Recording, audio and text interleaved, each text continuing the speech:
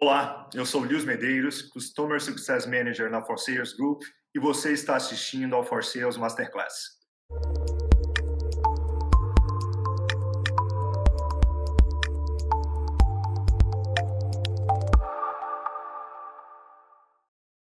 A marca é o elemento de distinção, de sinalização e de perpetuação de um negócio.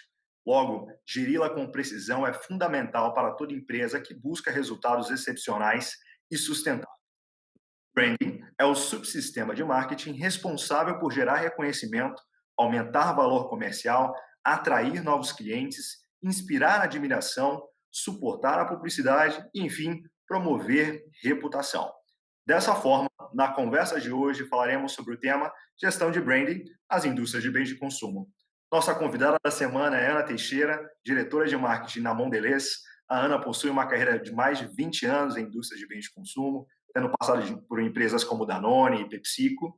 Ana é especialista em gestão de branding e comunicação, gestão de branding e produtos, perdão, versando com propriedade sobre gestão de branding, produtos, comunicação, posicionamento de mercado, inovação e gestão de P&L.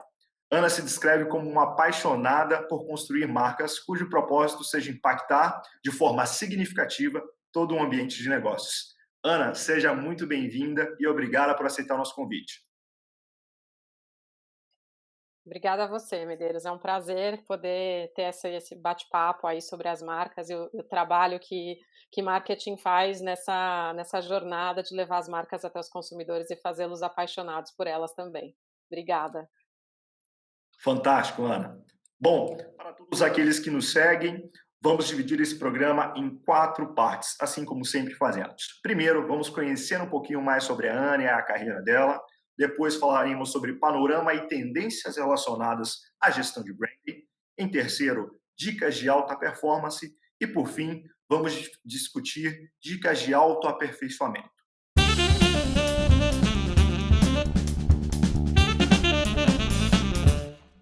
Bom, então começando a primeira parte do programa, Ana, por favor, conte um pouquinho, um breve resumo aí da sua carreira corporativa. Legal, Medeiros. Eu comecei a minha carreira há um bom tempo já, tenho 39 anos e estou desde os 20 aí nesse mundo corporativo de bem de consumo, especificamente, né. Sou psicóloga de formação, então eu comecei a minha carreira por RH, né, diferente do tradicional, e fiz um tempo, uns 2 anos mais ou menos que eu estive atuando na área de recursos humanos e em um determinado momento da minha carreira eu fiquei bem próximo, de vendas, né, na Danone até, num RH de vendas, e vi que na verdade eu gostaria muito mais de estar mais dentro mesmo do negócio, respirando o dia a dia mesmo do negócio, e fui para vendas, ser supervisora de vendas, lidar com a equipe toda de merchandising e fazer venda mesmo nos clientes, foi uma super experiência para mim. E aí fiquei um ano mais ou menos nessa função como uma forma de mergulho mesmo dentro de um formato de business, já que a minha formação não tinha absolutamente nada de negócio, né, até esse momento. Então eu fiz esse mergulho na área de vendas, que foi super bacana, e daí fui para trade marketing dentro da Danone. A Danone estava começando a estruturar o departamento de trade, então eu fiz um pouco parte desse nascimento do departamento, e fiquei passando aí por diversos canais, modelos diferentes dentro da Danone, basicamente cumpri acho que todas as agendas dentro de trade, e daí fui convidada para ir para a PepsiCo, ainda em trade marketing também. Fiquei um bom tempo também nessa área. A PepsiCo tem um portfólio mais amplo, né, de produtos, então eu tive a oportunidade de lidar com diferentes segmentos, né, desde aveia até achocolatado em pó, até achocolatado líquido favorizado para beber, salgadinhos, então segmentos que têm dinâmicas bem diferentes, ainda em trade, que se respira muito a coisa do mercado, né, de vendas, do dia a dia mesmo do negócio, E daí em 2008, mais ou menos, eu fui para marketing finalmente, que era aí minha posição, meu papel que eu realmente queria como carreira, e foi um momento super propício, porque no final, Todinho tinha acabado de passar por um recall público de produtos, e era o momento perfeito para que eu levasse esse conhecimento todo, a dinâmica, o resgate de posição de mercado era muito importante nessa época, então todo o conhecimento, o background que eu tinha de trade me ajudaria nessa função, e foi realmente uma experiência super bacana. E aí, estive aí desde então, dentro de marketing, gerindo diversos tipos de marcas, categorias com targets diferentes, e que trazem com desafios muito distintos, né, como marca. Fiquei na PepsiCo até 2020, né, até esse ano agora, e acabei de começar na Mondelez, sendo responsável pelas marcas pelas categorias de Gum and Candy, então Trident, Halls, as marcas que trazem a gente aí para esses momentos de relax e para refrescar a cabeça, são as marcas que hoje eu atuo. Então, esse é um pouquinho sobre mim.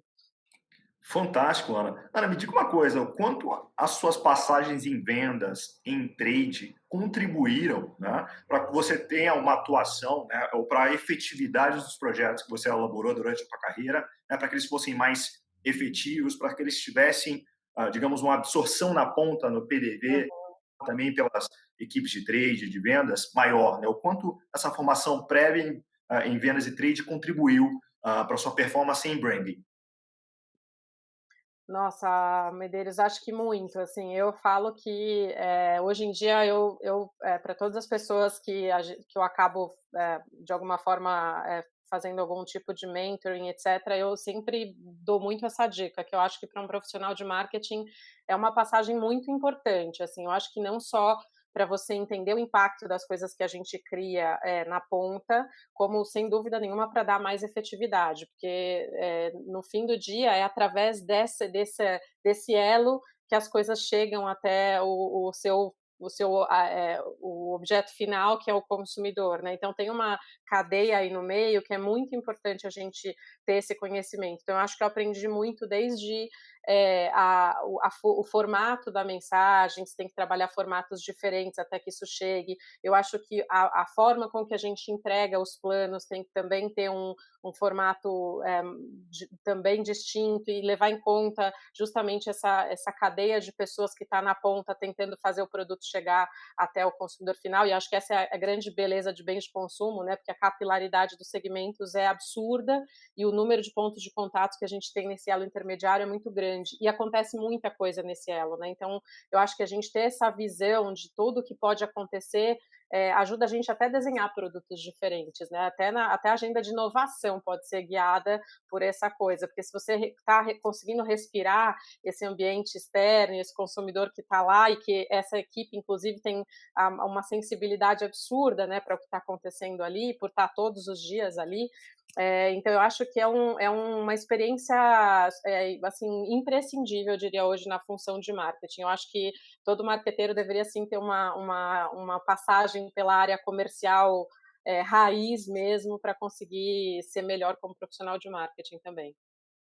Fantástico. Fica aí o primeiro aprendizado desse masterclass, né? Porque não raro a gente vê profissionais que acabam criando uma carreira especialista, né, em gestão de branding, produtos e comunicação, tá? E acabam não se permitindo eventualmente fazendo um passo lateral para vendas ou para trade, né? Para angariar aí mais conhecimento.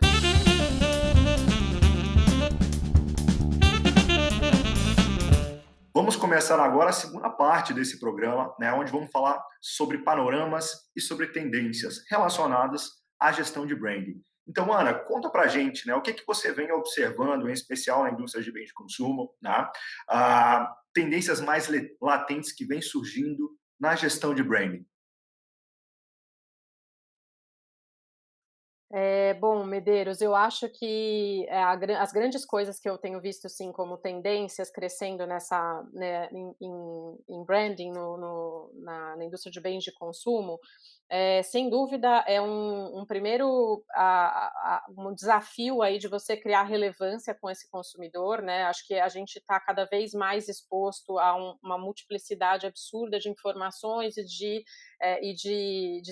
tentativas de captura da atenção das pessoas em geral, então eu acho que conseguir ser relevante nesse momento é um dos grandes desafios, e essa relevância ela passa por alguns acho que pontos, né, chaves, assim, acho que um deles sem dúvida nenhuma é a experiência que o consumidor tem com a sua marca, então eu acho que a experiência ela passa desde do que você oferece como produto, né, e tudo que o produto proporciona, e como vai ser essa experiência de consumo do produto, então desde a embalagem, desde os códigos visuais da embalagem, desde os aspectos de qualidade mesmo daquela coisa que cobre, né, que no final do dia é o próprio a packaging do produto mesmo, até a experiência de consumo por si só, então quanto que aquilo entrega ao que se propõe, né, o quanto o produto realmente entrega aquilo que se propõe a entregar, e principalmente no meu caso, que tive a experiência muito em alimentos especificamente, eu acho que tem um aspecto importante de sabor, né, o produto precisa ser bom, precisa ser gostoso, precisa dar prazer para as pessoas, esse é o intuito principal. Então acho que desde essa experiência até a experiência com a marca em si, né, então para que aquela marca existe, né, para o que você está se propondo, essa marca ela vive para quê, né, que história ela conta, e acho que essa história traz um pouco essa experiência, né, de até onde você vai tocar as pessoas e como você envolve essas pessoas dentro disso.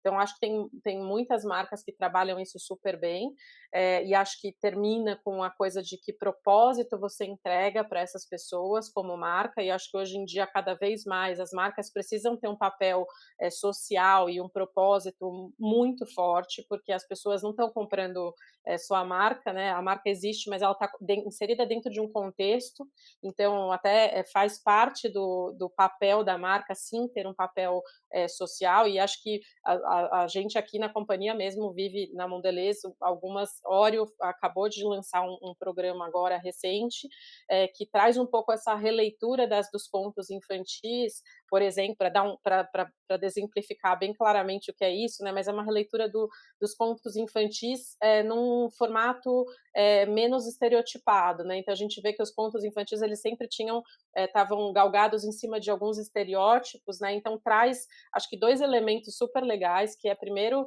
a inclusão mesmo das pessoas, então a diversidade do que essas histórias podem contar, então traz desde cachinhos da Rapunzel, que é uma menina negra, até algum deficiente físico que a gente traz para dentro da história, e uma das outras coisas que assim, é uma história contada por pais, né, que eu acho que isso também foi uma coisa super incrível, porque inserir o homem dentro desse contexto atual, novo, então, que faz parte da família e que tem um papel fundamental na criação dos filhos, na formação dessas crianças. Então, uma marca que se propõe a falar sobre de se divertir em família, sobre família, é muito importante conseguir trazer essa quebra de estereótipos e esse novo propósito de falar de um mundo mais equilibrado, de um mundo mais diverso, mais inclusivo. Então, isso tem que permear todos os pontos de contato da marca com o consumidor, né? Então, acho que isso, para mim, são acho que os 3 elementos fundamentais, assim, que é o como você entrega conteúdos que façam sentido e que realmente interfiram na vida das pessoas e contribuam para elas, experiências que tragam prazer e que estejam conectadas com o teu propósito de marca e, sem dúvida nenhuma, qual é o seu propósito na sociedade mesmo, como que aquela marca interfere na melhora da sociedade como um todo. Então, acho que esses são os 3 elementos fundamentais.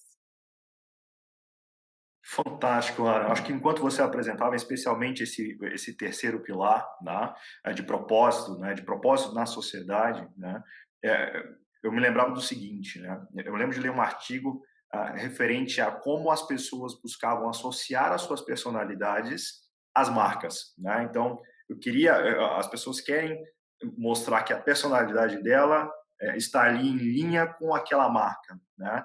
Não obstante, eu veja que isso ainda é um elemento presente, né? Primeiro, agora as pessoas querem entender esse propósito, né? Quais são os valores que essa marca representa? Deixa eu entender aqui primeiro. para depois eu me associar a ela. Tá? Tu concorda com isso? Isso ainda é um elemento presente? Ah, eu acho que até mais do que nunca, porque eu acho que, assim, a gente agora, acho que como sociedade a gente está criando, acho que também um nível de criticidade, o que se espera do mundo, de uma forma, uma crítica mesmo, né, sobre o que o nosso papel aqui dentro da sociedade muito maior. Isso faz com que a gente exija do ambiente como um todo coisas diferentes, e as marcas estão dentro desse contexto, né. A gente quer sim ver, marcas, a gente consome produtos e isso fantástico a gente vê isso todos os dias das pessoas, o quanto elas criam uma conexão profunda, emocional mesmo com as marcas, mas isso tem muito a ver com a conexão dos próprios valores com o que aquela marca está comunicando, né? E o quanto você acredita que aquilo que aquela marca está fazendo efetivamente pode também mudar o ambiente onde ela está inserida, seja por mudar alguns aspectos, às vezes, da dinâmica mesmo da sociedade, seja por mudar valores daquela sociedade. Então, eu acho que eu tive outras experiências com Doritos, por exemplo, Rainbow, e que eu me lembro que eram coisas assim muito importantes, sabe, de você colocar sobre a mesa acho que o ponto da inclusão ou de você ser quem você é, né, de você ser autêntico, né, então eu acho que isso é uma coisa fundamental, assim, você conseguir como marca trazer essa voz, né, porque no final do dia acho que o que a marca grande uma marca faz também pela sociedade é trazer um grande megafone, assim, né, para uma mensagem, porque a marca tem esse poder de alcançar escala, né, e eu acho que esse é um pouco do que as pessoas estão vendo hoje como fundamental das marcas, é como é que você consegue, então, com essa escala que você tem, contribuir para alguma coisa da sociedade, justamente colocando uma luz gigante, um megafone, um holofote em cima de algum assunto. Então, eu acho que as pessoas, e aí, obviamente, vão ter nessa, acho que o lado difícil, de um branding nessa hora, é que as escolhas elas vão ter seus pênaltis, né? Então, você nunca faz uma escolha e vai agradar todo mundo. E acho que essa é a grande questão das marcas hoje em dia.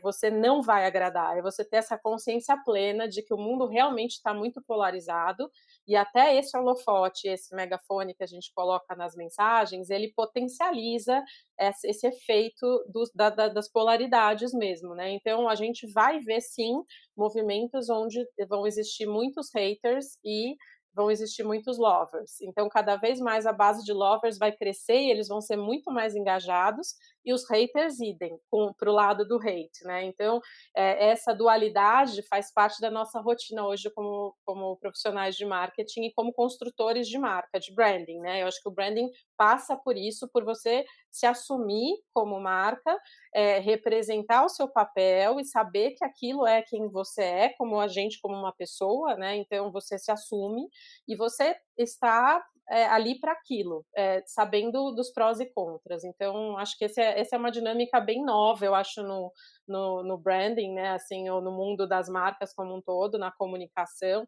que eu acho que essa polarização do mundo que traz um efeito sobre as marcas e que eu acho que a gente, como profissional, tem sempre que estar muito ajustado em até e calibrar muito bem qual é até onde a gente pode gerenciar isso super bem e qual é o viés que você pega para entendendo que vai acontecer essa dinâmica, né? Então, como é que você consegue viver e alimentar a cadeia com isso, convivendo bem com essa dualidade?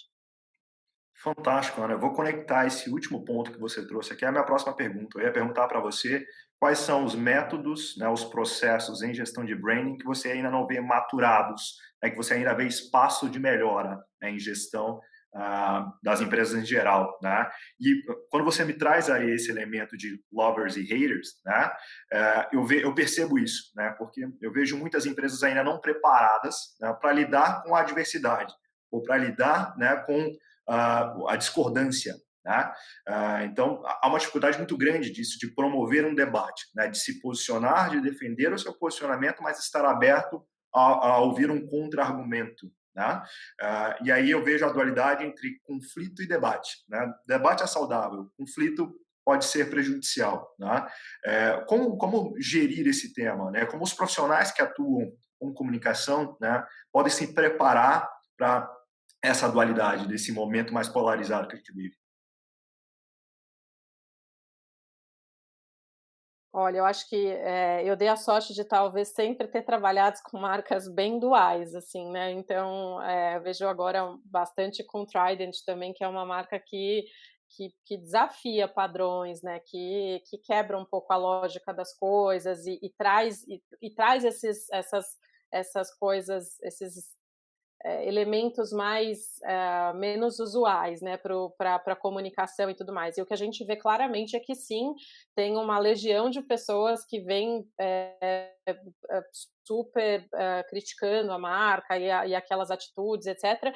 E eu acho que tem uma coisa muito legal, que é o quanto tem consumidores que advogam daí a favor da sua marca, né? Então, acho que esse é um aspecto super bom, que é como você também olha a comunidade que está a seu favor, né? Então, a gente agora acabou de lançar uma campanha que é o Mask Destrava, e que fala sobre você destravar essa atitude mais fresca,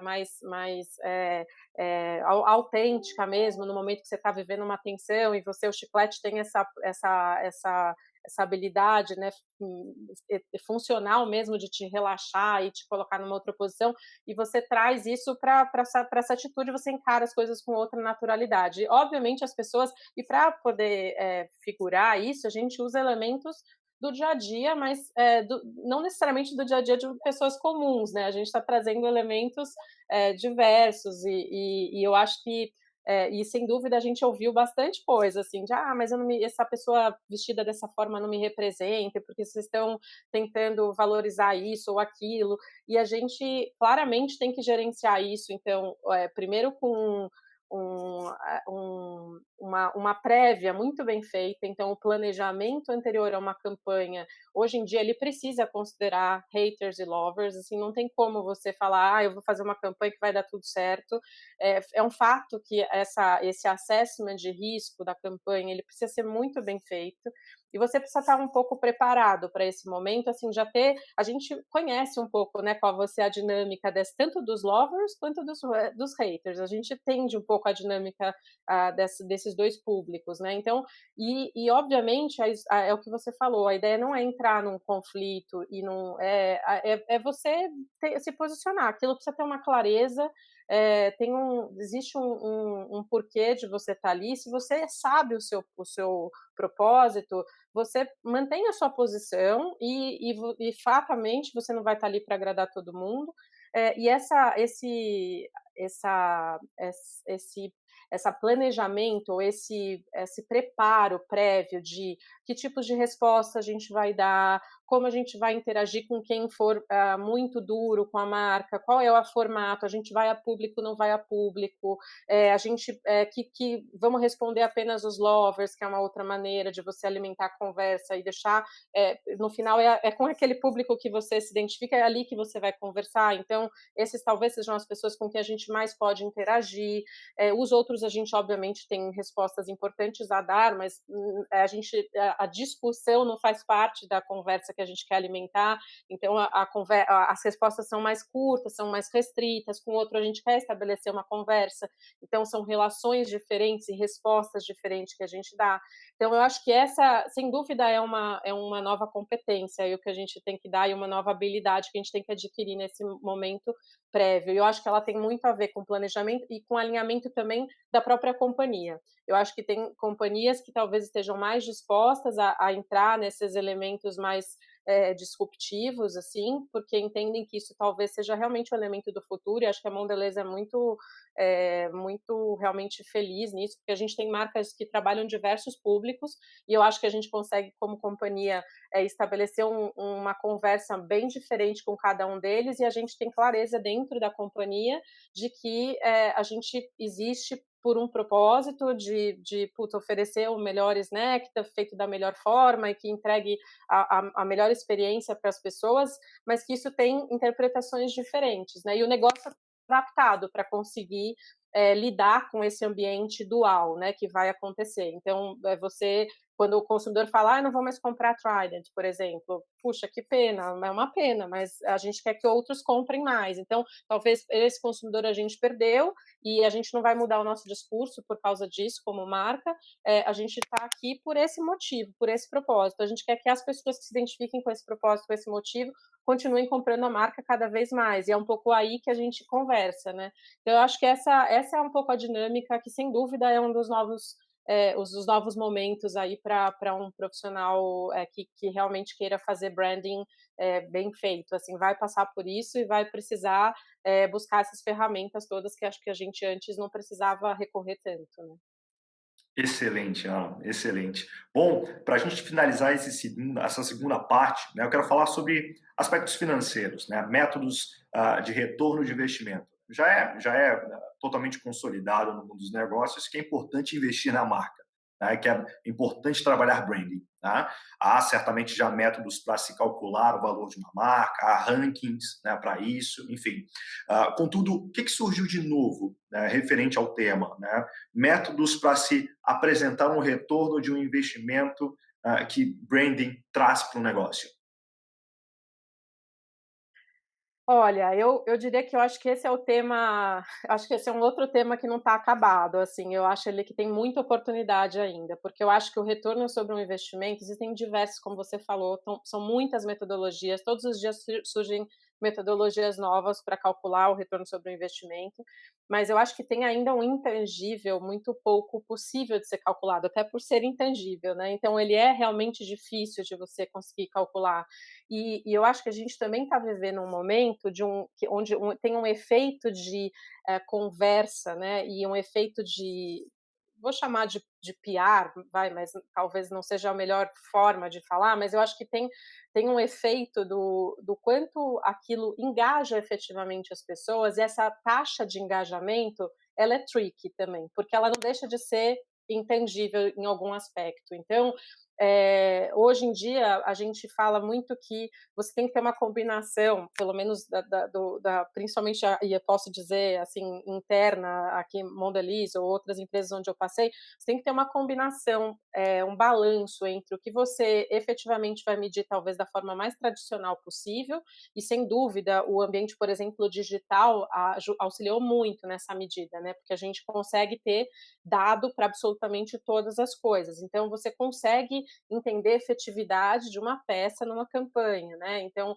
e você consegue calibrar, puxa, essa peça funcionou muito bem para o target X que tem a preferência Z. Então, você tem um tipo de condução e, sem dúvida, esse segmento, esse capítulo, né, de quanto esse aspecto da quantidade de dados ou do master data dá para a gente como informação e capacidade de gerir da melhor forma possível os recursos financeiros, ele é muito importante para uma campanha.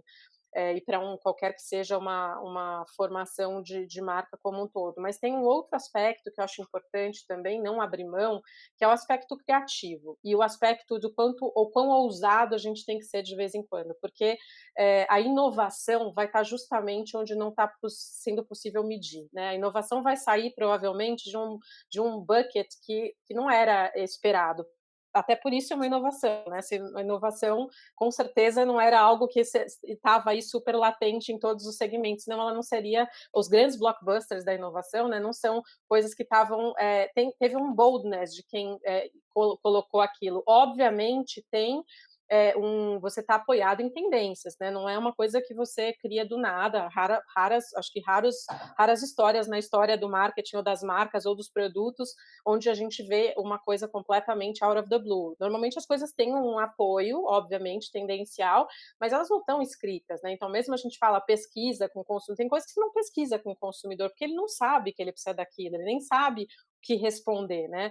Então, eu acho que tem esse aspecto de que dentro do retorno do investimento, a gente tem que reservar um montante para você conseguir testar coisas, para você conseguir medir efeitos distintos, até de aspectos que às vezes são mais criativos e que aparentemente, e eu tenho várias experiências assim, onde coisas que não dão, assim, numa primeira olhada, não dão payback, E no fim do dia, o que você ganha de talkability daquilo, do nível de envolvimento das pessoas, às vezes é aquilo que faz a diferença da sua marca ganhar uma legião de lovers e um tipo de engajamento desses lovers muito maior e que não teriam ROI nas contas regulares. E por isso que eu acho que ainda não é um método que super evoluiu e que eu acho que cabe muito aos profissionais de marketing conseguirem com os parceiros de comunicação e criativos, né, as agências todas, conseguir fazer uma combinação saudável para o negócio de como a gente garante que o investimento e os recursos vão ser bem investidos, mas como a gente não abre mão, talvez, dessas coisas mais breakthrough, que vão levar a gente para um outro passo, né, de marca e que não estão hoje, não, a gente não consegue medir atualmente. Então, tem, acho que uma parceria aí para ser feita e que, obviamente, as indústrias e as empresas daí, donas aí das marcas, eu acho que tem também que ter essa flexibilidade e essa visão de que nem tudo vai ter conta pronta de ROI para se fazer e nem tudo deveria ser gerido por ROI, né. Acho que esse é o equilíbrio que a gente tem que alcançar. Fantástico, Ana. Importante, né, discutir sobre isso, sem dúvida.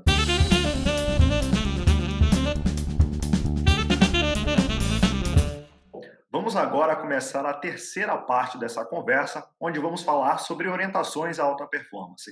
Então, Ana, conta pra gente, né, o que que você avalia, né, o que que você busca em profissionais para a sua equipe, né, relacionados a características, né, habilidades, vamos falar de soft e hard skills, né, de profissionais de alta performance em gestão de branding. O que que você traz para a gente nesse tema?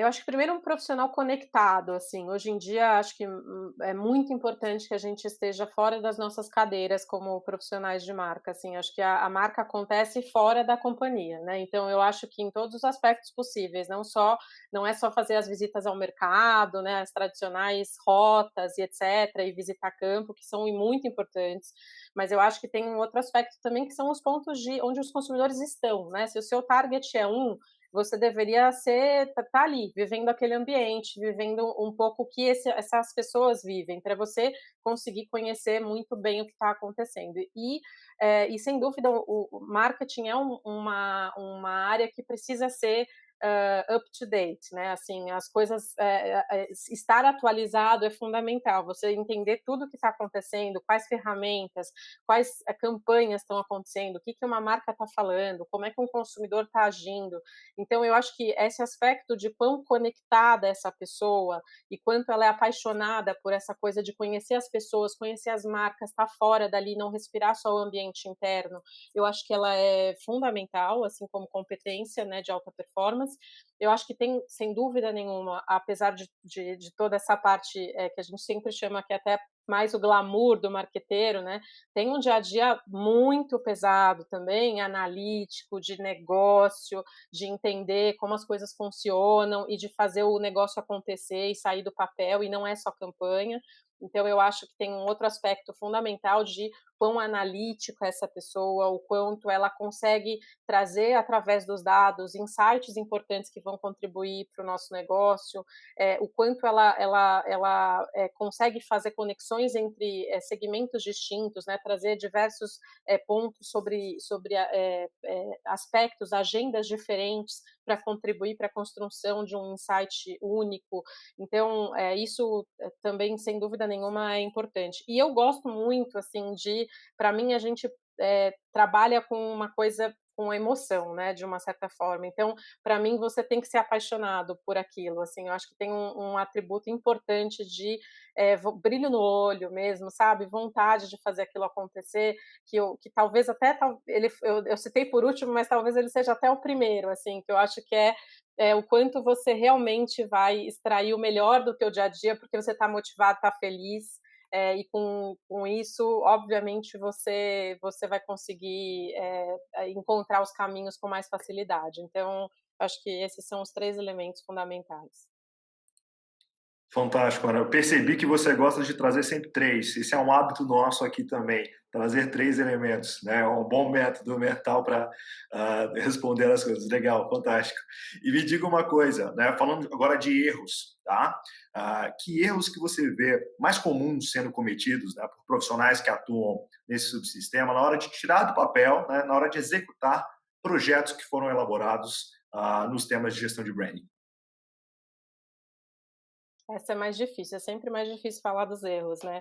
Mas, bom, eu acho que um deles é quando você não tem um assessment completo das coisas. Então eu acho que tem um balanço também importante entre você ter esse assessment, mas tem uma dose de risco, porque também, às vezes, eu acho que eu vejo as 2 coisas acontecerem, né. Eu vejo, você não tem um assessment suficiente, daí quando você sai para a ação, você acaba se furando o plano de alguma maneira, em coisas que não foram bem assessoradas e vistas antes, né, então algum elemento que estava no caminho que já existia, mas não foi considerado por uma falha mesmo de assessment, de planejamento.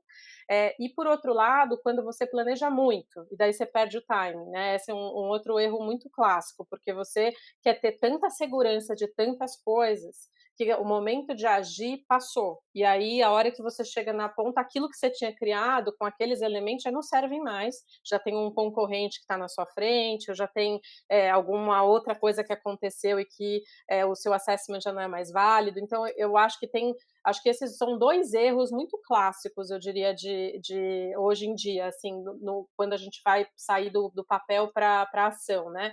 Esse ou de acessar muito, ou de acessar, pouco, e aí você perdeu ta ou acessar muito, perdeu time, e acessar pouco e criar um furo. Então, eu acho que tem uma avaliação importante a ser feita de, justamente como que você calibra isso. Não é fácil de fazer, falando é muito fácil, mas obviamente você tem que entender super bem de até onde o quanto eu estou seguro com isso que eu já consegui avaliar e assessorei, entendo que tem a boa parte dos elementos aqui, posso tomar decisão, o quanto que uma determinada outra situação tem, às vezes, elementos como, por exemplo, um concorrente muito próximo, então você sabe que se você demorar muito para agir, provavelmente aquilo ele já entrou na sua frente, já fez a ação primeiro. Então eu acho que você tem que ter um pouco essa inteligência, e por isso que eu acho que a história de ser conectado com o seu ambiente é muito importante, porque só assim, e conectado com o seu ambiente e com os parceiros também, né, porque a gente acaba sendo uma área muito, com muitos elementos que orbitam a gente, que são fundamentais para que o negócio aconteça. Então você ter essa relação também é super importante. Perfeito. Acho que esse elemento de estar atento, né, de estar up to date, como você trouxe, se conecta com a última pergunta que eu faço, né? Porque hoje a gente vive numa abundância de informações, de conteúdo, né? Em especial o consumidor ele é bombardeado por estímulos, né, sejam visuais, sonoros, em vários canais, né? E aí a pergunta que eu te faço é: como se manter relevante? Como se destacar no momento em que há toda essa, digamos, pluralidade, essa abundância, né, de conexões, de informações? É uma ótima pergunta essa, ela é difícil mesmo para ir para o final, então tá certa. Mas eu acho que essa receita, assim, muito do que eu tive de experiência, justamente com essa relevância, e que é um desafio diário, eu acho que primeiro passa por você ter aderência àquilo que você comunica como posicionamento, como personalidade da marca, como se assumir quem você é. Então eu acho que a consistência faz muita diferença nisso, né. Então as pessoas, elas não querem, obviamente, ver alguém que muda de personalidade o tempo todo, assim, elas não querem ver as marcas idem, né. Então, eu acho que quando você passa por crises, às vezes, nas marcas, como essas, por exemplo, dos haters e lovers, etcétera, você tende, às vezes, a modificar um pouco quem você é. E eu acho que esse é uma grande falha, porque isso pode justamente incorrer a você perder a sua autenticidade, a sua originalidade, e com isso, obviamente, é o que faz as pessoas se afastarem um pouco daquilo que a marca está falando. Eu acho que um outro elemento fundamental é o conteúdo, assim, o quanto que você deixa de ser, e presta serviço, assim, deixa de ser uma marca que fala e presta um serviço, seja alguém que faça alguma coisa pelas pessoas. Então, acho que um exemplo, a gente teve aqui Trident 99, que dava um desconto para as pessoas, por exemplo, a comprarem um Trident. É um benefício, aquele target é um target que vive, precisando entrando nas baladas, várias saídas à noite, etc., usando muito esse meio de transporte, como é que a marca entra nesse momento e te oferece alguma coisa de positivo que tenha conexão com o que você precisa, né? Que é essa coisa de prestar o serviço. Então, eu acho que esse é um fator fundamental para você se tornar cada vez mais parceiro mesmo daquela pessoa, né? Você vira um aliado mesmo dela no dia a dia, nos desafios que ela tem. Então, a marca acho que precisa ocupar um pouco esse espaço.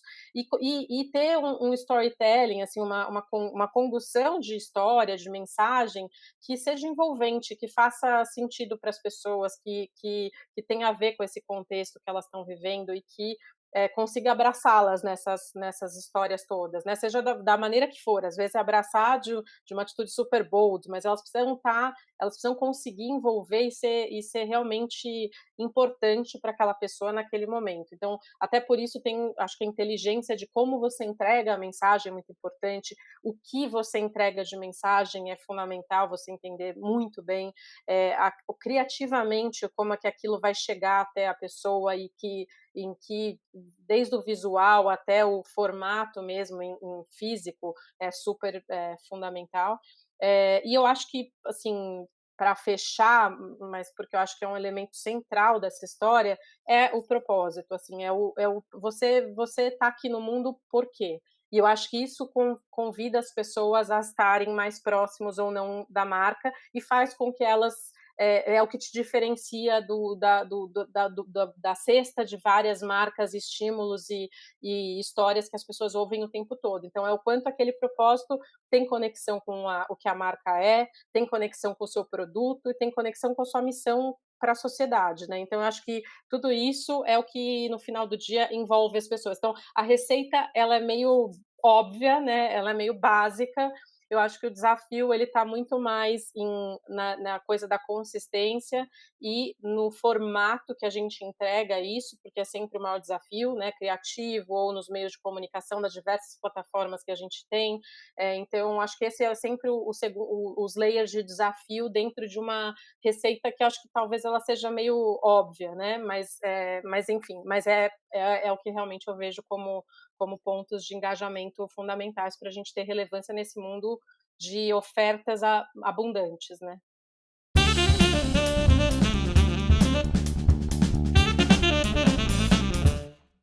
Bom, vamos agora começar a última parte desse For Sales Masterclass, onde a gente vai falar sobre dicas de autoaperfeiçoamento. Então, Ana, lá no início, né, você já comentou quão importante foi para a sua carreira, né, passar por vendas, passar por trade, antes de chegar em branding. Né? Que outras dicas você traria, né, e que contribuíram muito para que você se desenvolvesse e fosse, né, e se tornando, né, uma profissional referência no tema? Né? Bom, boa pergunta, Medeiros. Eu acho que uma coisa que eu sempre busco fazer é, sem dúvida, a história do conectado, né? E que é difícil. Então, como a gente divide, eu divido muito os meus momentos de lazer com coisas que também me dão muito prazer, que descobrir um pouco sobre esse universo, né? Seja o universo das marcas, dos consumidores e seguir pessoas que eu acho que são super importantes aí, que trazem provocações até bem bacanas para a gente e que podem trazer, acho que esse freshness um pouco, essa coisa de você conseguir sair do seu dia a dia, né, sair do ambiente onde a gente às vezes está e olhar um pouco para fora. Então, eu acho que usar as redes sociais mesmo, que a gente usa por tantos propósitos, mas eu acho também muito útil que a gente use como elemento justamente de capacitação técnica mesmo e de inspiração, né? Então, eu sigo muitas marcas, assim, as marcas que eu admiro, eu sigo várias dessas marcas, acompanho muito o que elas fazem, acompanho muito algumas agências que eu acho que falam coisas legais, não perco a oportunidade sempre que existe algum, como teve esse ano, o Cannes foi um festival que aconteceu não, né, presencialmente, aconteceu virtualmente, foi uma excelente oportunidade, porque, assim, foram aulas preciosíssimas ali, com os melhores que a gente tem acesso, né? Então, sempre que existem plataformas assim, eu busco acessar no que der para acessar. Acho esse tipo de masterclasses excelentes, porque eu acho que a gente consegue ter acesso às pessoas que estão com diferentes perspectivas, em diferentes tipos de negócio, em áreas diferentes, e eu acho que marketing também é sobre isso, como você enxerga uma perspectiva maior, mais ampla, conectando com o ponto de ter vivido em outras áreas e outras posições. Eu acho que é fundamental para a gente, que é meio centro da coisa da estratégia da companhia e da estratégia das marcas, e para que direção a companhia vai. Eu acho que é fundamental você conhecer esses vários elementos que compõem uma organização e que não são restritos a marketing. Então, entender sobre supply é importante, entender sobre coisas até que talvez estejam mais distantes de marketing, mas que eu acho que são fundamentais também. Então, eu acho que é essa combinação entre você buscar, e eu acho que para marcas é fundamental, e elas ensinam muito. Eu acho que essas marcas, óbvio, têm profissionais incríveis, então eu acho que a gente tem que seguir também essas pessoas. E acho que tem professores fantásticos e speakers fantásticos que falam sobre o assunto. Então, eu acho que é usar as nossas redes sociais também para esse propósito de se alimentar cada vez mais de conhecimento e de atualização sobre o que acontece no mundo em geral. Fantástico, Ana. Talvez eu te pegue um pouco no contrapé aqui, mas cita para a gente aí nomes de alguns speakers, né, nome de alguns veículos da imprensa, livros ou canais, né, enfim, que você busca informação, né, que você considera como referências no tema. Olha, eu acho o Simon Sinek é um que eu sigo bastante, que eu gosto do que ele fala. Eu acho a Fefa Romano, que hoje é a CMO da Alpargatas, uma pessoa super inspiradora, que faz cases incríveis. O Ricardo Dias também, que era um profissional da Ambev, que acabou de deixar a companhia, mas acho que vai para um segmento também que traz coisas muito interessantes, que eu acho que também vale a pena seguir. E tem, bom, eu posso citar outros elementos, mas acho que por enquanto é esse. Eu realmente tenho um outro professor que eu não me lembro o nome, mas vou lembrar, e assim que eu puder, de repente eu mando para você e você pode botar na nota aí. Mas que eu acho que tem um approach assim bem moderno sobre comunicação, sobre marca. Ele tem uma pegada bem digital, assim, fala muito sobre o que acontece no mundo digital, e eu gosto demais do que ele fala. Então, eu acho que é isso, mas são algumas dicas. Excelente, excelente. Bom, Ana, para a gente finalizar essa masterclass, né, que conselhos, que orientações você traria para aquele profissional que tem interesse em iniciar uma carreira em gestão de branding, né, ou que está iniciando já? Né? Que dicas que você daria para ela? Bom, Medeiros, eu acho que a primeira coisa eu acho que é a história do conectado, que pode parecer repetitivo, mas eu acho que esse é o primeiro fundamento, assim, porque isso vai te trazer o contexto das conversas que estão acontecendo e vai talvez te aproximar das pessoas, né? Porque você começa a fazer parte daquela comunidade, e no final do dia a gente tem muito que falar sobre o networking, né, que você constrói. Então, eu acho que isso também te ajuda a conseguir justamente formar esse networking do que você quer sobre esse segmento, essa carreira que você quer seguir. E para quem está iniciando, eu acho que isso é muito importante, às vezes mudar de área, ou às vezes justamente botar o pé pela primeira vez. Eu acho que o primeiro elemento para conseguir fazer isso é estando mais próximo daquele assunto, né? E eu acho que a forma de fazer isso é indo através dessas comunidades, que não deixam de ser essas dicas, por exemplo, que eu passei, que são os profissionais que estão falando sobre isso. Então, às vezes é você entender um evento que vai existir daquela área, e esse profissional provavelmente vai falar no evento, ou vai estar, ou vai comunicar sobre aquele evento, e é uma forma de você conhecer. Então, eu acho que se aproximar disso através das pessoas que são um pouco referência, é o primeiro elemento que eu acho que te aproxima dessa possibilidade. Tanto abrem portas das pessoas com quem você quer falar, quanto te alimentam do assunto que você quer dizer e te capacitam para a própria posição que você almeja. Então, eu acho que são essas avenidas. Perfeito, Ana. Antes de encerrar, eu queria explorar um pouquinho mais esse tema da conectividade e da atualização, tá? Porque, não obstante, a gente vive um mundo hoje com muitas opções de conteúdos, canais, tá? Se manter conectado e atualizado, ele precisa ser um hábito, tá? E um hábito ele exige disciplina, ele exige constância, dedicação, tá? E é muito fácil a gente se distrair, é muito fácil a gente dedicar 10 horas assistindo, maratonando uma série e não dedicar 2 que seja para estar lendo algo, para estar assistindo algo e se aprofundando no tema. Tá? Você concorda com isso? Dito isso, o que você observa naqueles profissionais que são alta performance? Como que eles equilibram isso? Como equilibrar o lazer, né? Mas também dedicar um tempo para se autoaperfeiçoar? Ah, olha, acho que você falou tudo, assim, eu acho que sem dúvida é um elemento fundamental e a gente sim tende a escapar disso o tempo todo, então eu acho que você disse o que precisa ser feito, que é disciplina, né, eu acho que disciplina é o nome do jogo para você conseguir se manter conectado e atualizado no mundo sim, onde a gente tem muita, né, não é só o consumidor que recebe muita informação, a gente no fim é consumidor também, né, e é consumidor de conteúdo, consumidor de tudo, e eu acho que a gente também é muito bombardeado com muitas coisas e é fácil se distrair. Então eu acho que você precisa estabelecer uma agenda e ter um compromisso com isso, como se fosse o trabalho, né? Assim como a gente tem compromisso com acordar todos os dias a determinada hora e trabalhar por X tempo, precisa encontrar qual é o seu momento do dia ou da semana, às vezes, que aquilo, porque eu acho que também nem sempre precisa ser um hábito diário, pode ser feito uma vez por semana, 2 vezes por mês, né, eu acho que cada um pode encontrar essa dinâmica, ela só não pode ser espaçada o suficiente para te fazer perder o bonde, né, desatualizar e passou muita coisa, depois você não vai conseguir fazer o catch up, mas eu acho que ela tem que se encaixar na sua rotina, mas aí ela precisa ser seguida, né, uma vez que você conseguiu fazer isso, olha, tem pessoas que vão conseguir fazer isso diariamente, né, eu deixo uma hora, já vi isso acontecer, admiro muito, não é o meu caso, não consigo. O meu a minha dinâmica é uma vez por semana, eu reservo 2 horas do dia e é o momento onde eu, vejo conteúdos que têm um propósito claro de me abastecer profissionalmente, ou né, sobre a minha carreira e as coisas que estão acontecendo no meu ambiente, que é o marketing e a construção de marcas.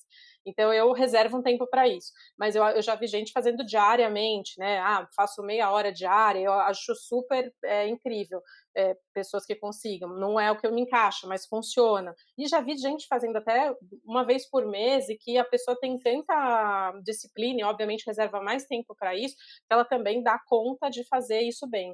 Então, o que eu vejo de, acho que, elemento que atravessa todas essas formatos, né, e que eu acho que o formato não é não é super engessado, mas é a disciplina. Então, eu acho que você tem que ter essa disciplina e tem que abrir mão, às vezes, de, por exemplo, estar em lugares, ir a eventos, por exemplo, quando no final de semana, que você queria estar com a sua família, mas o evento acontece no final de semana e aquele é o dia. Então, eu acho que se você tem um compromisso com essa agenda, você realmente vai precisar abrir mão de algumas coisas. Então, acho que sempre, como tudo na vida, é você fazer os trade-offs, entender quais são as coisas que você abre mão e quais aquelas que você não abre mão, e estabelecendo esses acordos com você mesmo, é fazer acontecer e não perder não perder a mão e ter a disciplina de acompanhar. Acho que é isso. Excelente, Ana. Ana, muito obrigada por participar desse Forçeiros Masterclass. Foi excelente. Eu fico muito contente quando a gente consegue elaborar um conteúdo de fronteira e denso. Eu acho que a gente cumpriu o propósito. Muito obrigado. Obrigada a você, foi super bacana também, uma manhã de aprendizado bem interessante. Obrigada pelo convite. Fantástico. Aos que nos assistem, espero que esse conteúdo o ajude a alcançar a performance. Se você gostou, curta o vídeo, siga a página da Forceiros no YouTube, acompanhe a Ana nas redes sociais e compartilhe com o seu networking. Até o próximo Forceiros Masterclass e bons negócios.